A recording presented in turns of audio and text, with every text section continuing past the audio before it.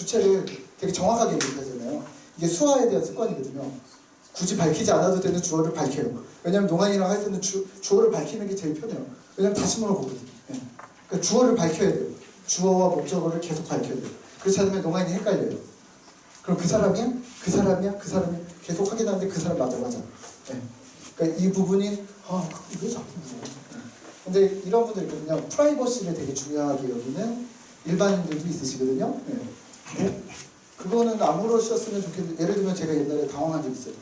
청인 청년한테 성경 공부하다가 혹시 나이가 어떻게 돼서 그랬더니 그건 저한테 안 물으셨으면 좋겠는데, 제가 무슨 몸무게를 물어본 것도 아니고 나이를 여쭤봤는데 예 알겠습니다 했는데 농아인들한테 그게 안 통하는 거예요. 네. 차라리 장난스럽게 나이가 몇일까 이렇게 나오면 몰라도 나한테 묻지 마 이렇게 딱 정색하고 나오면 친해지기 힘듭니다. 네. 그래 놓고 우리한테 그렇게 정확하게 얘기하기를 원하면서 자기들한테 뭐 묻잖아요? 그러면 이렇게 얘기해요. 이유 있어. 개인 사정, 개인 약속. 예를 들면 나한테 문자가 오던가 영상이 오던가 뭐 미리 와서 나한테 이렇게 얘기해요. 왜요? 무슨 일? 그러면 내가 화가 너무 나는 거예요. 뭐 이유가 그럼 왜 말해? 그래서 뭔데요? 그러면 개인 입장 몰라.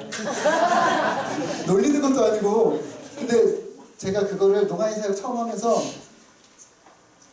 제가 지금 농아인 사역 지금 한 3텀, 4텀 정도거든요. 첫 텀에 그걸 못 숨겼어요. 화가 나면 얼굴이 시뻘개지는데 그런데 얼굴이 빨개 돼갖고 이렇게 돌아가는 걸 농아인이 자꾸 보는 거예요. 예. 근데 농아인들은 그게 자기네 문화잖아요. 그러니까 자기가 다음 주 못 온다는 걸 자꾸 알려야 된다고 생각하는데 이유는 알리고 싶지 않은 거야. 예. 그러니까 와서 이 개인 사정 입장 뭐 약속 있어, 개인 약속 뭐 친구 약속 있어. 예배 오는데 친구 약속이 뭐가 중요해요? 예. 그렇죠? 우리 생각에 친구 약속을 조정하는데 그게 말이 되나?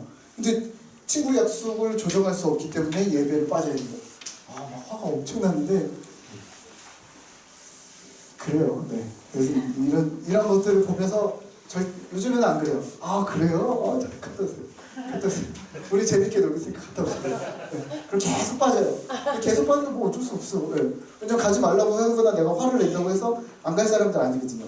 네. 그리고 계속 미안해하지. 네. 그래서 지금 몇 개월째 안 나오시는 분이 지난주에 한 번 나왔어요. 계속 개인 약속 어렵고 힘들고. 네. 그리고 갔다 맞다 옳다.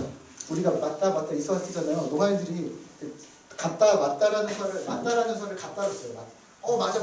우리 아멘 이렇게 쓰는 교 있잖아요. 다른 교회 이렇게 쓰는데 갔다라는 뜻이거든요. 갔다. 네, 근데 맞아 맞다를 갔다로 써요. 맞아 나도 똑같아 이런 느낌이고 그 다음에 이제 사람들이 좀 더 친해지기 싫으면 이렇게 가면요. 여기서 당황하지 마세요. 나한테 욕하는 거 아니야. 그냥 맞아. 정말 심각하게 아주 매우 동의한다라는 뜻이지 이게 나한테 막 욕한다 이런 느낌 아닙니까? 맞다라고 안 하고 이렇게 할까? 이렇게 어려운 상황 빠져 죽다 이게 있어요. 이게 꼭 있어요. 너가 어려운 여기 있어요. 이 문장의 패턴이 딱 이어지는 패턴이 있어요. 이게 나오면 무조건 도와달라는 얘기예요. 그게 너무 싫은 거예요. 처음에 왜 목사한테 와서 도와달라는 얘기를 시작하고 싶은데 구구절절 우리랑 똑같은 거죠. 제가요 목사님 이렇게 시작하는 건데 그게 처음에 농아인들은 농아 어려운 상황 빠져 죽다 이거부터 시작을 해요. 이제 어려우니까 도와달라는 얘기를 하겠구나 이렇게 듣는데 이게 마음속에 이미 거부감이 팍 드는 거예요. 근데 농아인 사역을 하는 우리가 그러면 안 되거든요. 그래서 마음을 누르고 하는데 요즘엔 많이 없는데 어쨌든 이런 단어들을 봤을 땐 이런 스토리들이 이해지겠구나. 그리고 방법 없다 포기. 농아인들한테 뭐 부탁하면요. 농아인들은 그냥 이렇게 해버려. 정말 중요한 상황인데. 예를 들면 누구 안 왔어요? 지금 누구 예배 순서 담당이 누구 안 왔어요? 그냥 이래요. 그러면 그냥 평신도면 상관없는데 중직자들이 그렇게 농아인들 그렇게 얘기해 주시면 되게 화가 나거든요. 네. 거기에 휘말리시면 안 돼요. 여러분들은 설교를 안 하니까 저는 설교를 하는 입장에서 밑에서 딱 휘말리고 올라가면 막 화가 난 상태에서 올라가면 그날 설교 망쳐요. 왜냐면 수화 설교는 거의 외워서 하던가 단어만 놓고서 하거든요. 그러니까 일반 설교는 보고 원고라도 보고 할 수 있는데 농아인들 눈 마주치면서 하는데 그 사람 눈에 가면 갑자기 화가 또 확 나거든요. 예. 제가 원래 화가 많은 사람은 아닙니다. 근데 부드러운 사람인데 그런 경우가 많이 있어요. 예. 그래서 거기에 감정이 동요되시지 말라고. 예. 가끔 농아인들이 하면 저도 그래요. 그래서 저도 몰라요. 그냥 하는데 나쁘죠. 예. 그리고 포기는 많이 하실 거고 소문 퍼지면 어떡해요. 농아인들 뭐 하다가 뭘 논리를 정리하다가 맨 마지막에 뭐냐면 소문 퍼지 다른 교회에 소문 퍼지면 어떡해. 혹은 우리 교회 같은 경우에는 우리 교회 많이 쓰는 건 농아인 안 나오면 어떡해. 농아인 이제 교회 안 나온다고 하면 어떡해. 뭐 이런 단어로 마무리를 쳐요. 그럼 뭐냐면 그냥 정말 그 사람 마음에 간절하다는 거예요. 그걸 관통하고 싶을 정도로 간절하다는 거니까 그냥 정말로 소문이 나거나 농아인들이 안 나오거나 그렇지 않아요. 그러니까 그런 논리로는 우리가 당회나 담임 목사님을 설득할 수는 없거든요, 사실. 목사님, 우리 예를 들면 우리 교회에 이런 게 있었어요. 아까 집사님도 오셨었잖아요. 그 농아부실 좋은데 누가 들어온다고 해서 농아인들이 농아인 안 나오면 어떡하냐고. 다른 부서 같이 쓰면 우리 힘들다고. 근데 그 논리를 가지고 담임 목사님 찾아가서 목사님 농아인 다른 부서랑 우리가 같이 쓰면 농아인들이 안 나오겠다는데 어떡하죠? 그럼 농아인 담임 목사님 무슨 생각을 하시겠어요? 이거 논리가 안 맞아요. 우리 청인 문화 논리는 안 맞아요. 농아인 문화 논리에서 맞아요. 그럼 거기서 오케이 하고 내 나름의 다른 논리를 세워서 가서 이야기를 해야 돼요. 예.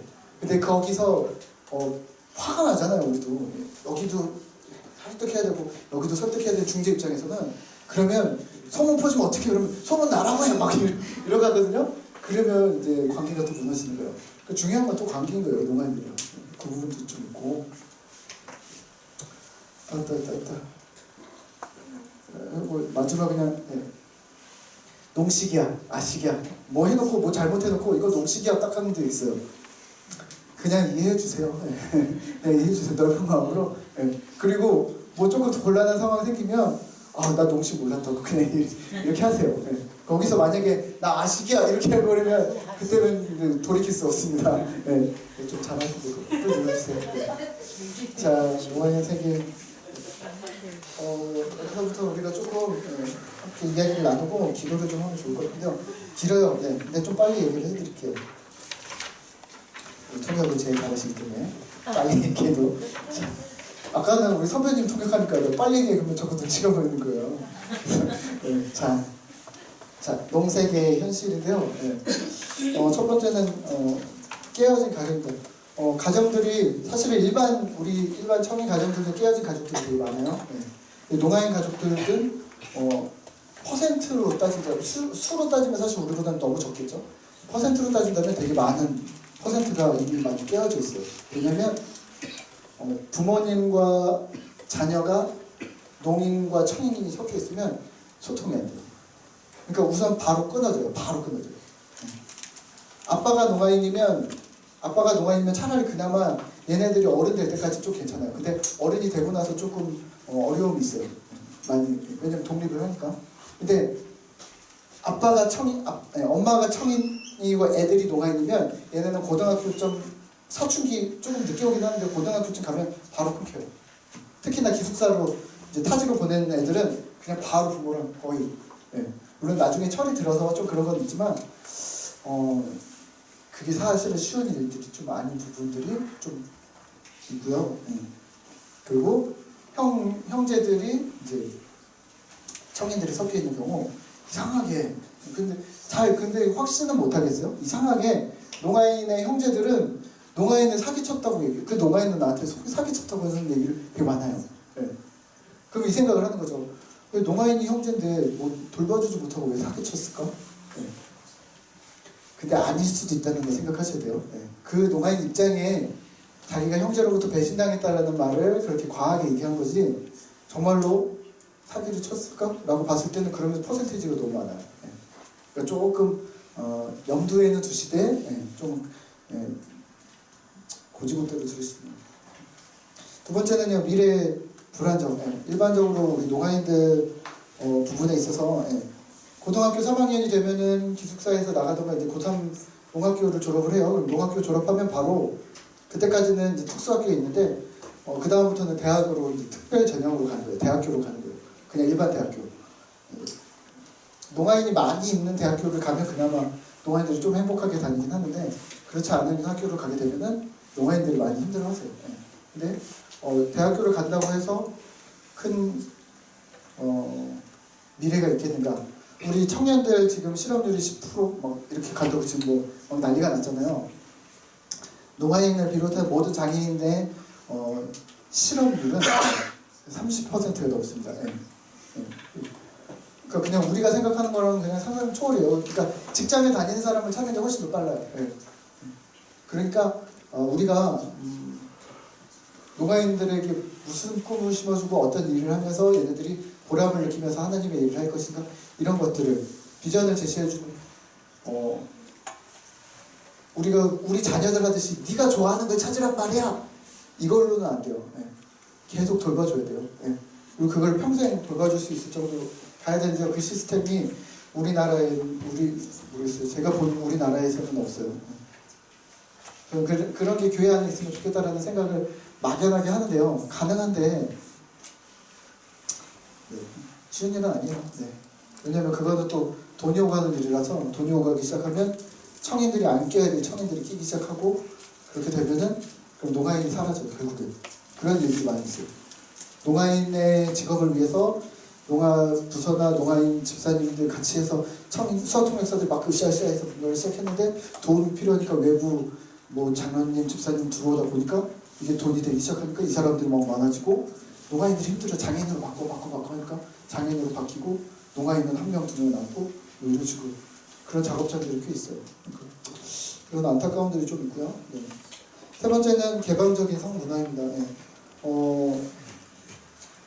저희 교회뿐만이 아니라 여러분들 아까도 얘기하시고 우리 김혜주 선생님 얘기했지만 어려운 부분이에요. 어려운 부분. 물론 이제 누구를 탓할 건 아니에요. 우리 청인들은 잘하냐? 청인들도 마찬가지죠. 예. 목사도 바람피고 집사나 권사나 장로도 문제가 있는 그런 분명히 맞는데 농아인들만 가지고 그렇게 하겠느냐라는 부분도 있는데 농아인들 스스로가 자기들이 개방되어져 있다고 생각해요. 그때 우리는 보수라고 생각하는데 뒤로 하는 호박씨가 많잖아요. 농아인들은 우리는 개방적이야 라고 생각하고 전제를 깔고 시작해요. 그게 조금 다른 거예요.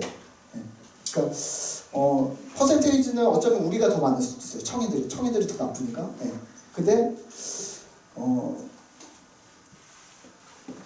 약간 위험할 수 있는 거죠. 예. 그래서 개방적인 성문화는 우리 폐쇄적인 한국 문화 입장에서는 개방적인 성문화는 받아들이기 좀 어려워요. 예. 그리고 그 부분들이 교회 안으로 들어왔을 때는 사실은 그 부분은 되게 큰 문제인데요.